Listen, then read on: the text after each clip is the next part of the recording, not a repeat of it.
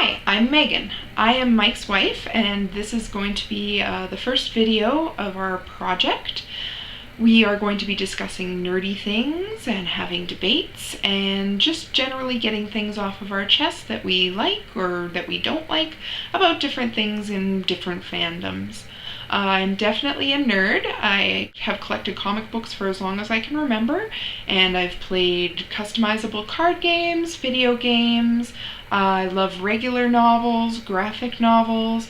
I have an extensive library, and I also have an e-reader. I know that's a bone of contention for some people, but I like my books any way I can get them, and with the e-reader I can get them whenever I need them, and I also still frequent used bookstores so that I can get that physical copy and get that smell that we oh so love. Mike and I are pretty much the same people.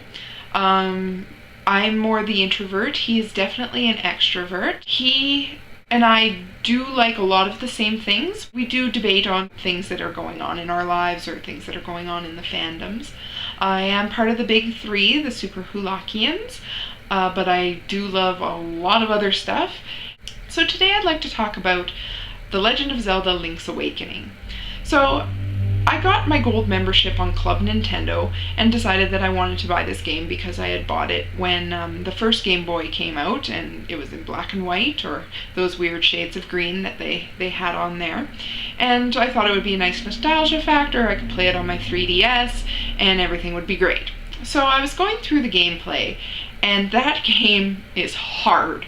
I do not understand how I got through it when I was a child, because there is no way. I've already had to look up some walkthroughs a couple of times just because I am not sure what's going on. And they don't really give you a lot of instructions. It's just like, here's the game. Go and have fun. We'll tell you, oh, you have to go to this swamp, but we're not going to tell you that you need the bow wow to go through the flowers to get to the place where you need to be. You just have to know these things. Now, the first couple of levels were okay because I kind of remembered how it was, and I probably remembered how it was because I did it so often as a child because you had to basically figure it out.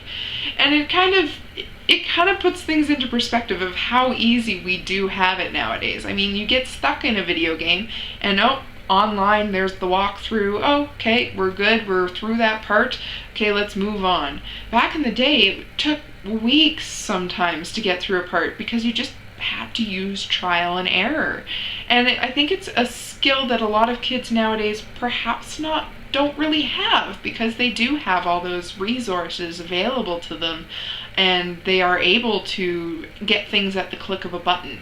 So it's not really expanding their problem-solving skills, it's more hindering them. Even though, like, video games are great for hand-eye coordination, I'm definitely a fan of that, but they aren't getting the entire benefit that I believe that we got when we were children playing these video games without the walkthrough. And it also goes over to that fact where, you know, for Super Nintendo and Nintendo and N64, you just had to blow into the cartridge and all of a sudden your game would work. How did we know that? We didn't have the internet to go and look for it. We didn't have the internet to be like, oh, my Xbox isn't working, I need help. It was just like we all inherently problem solved it, that this would work, that this would make everything better.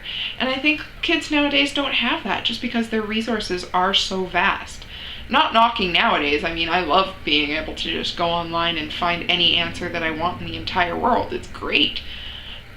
Yeah, so that's basically my video for today. I just wanted to talk about Legend of Zelda and just kind of introduce myself and just where I'm coming from.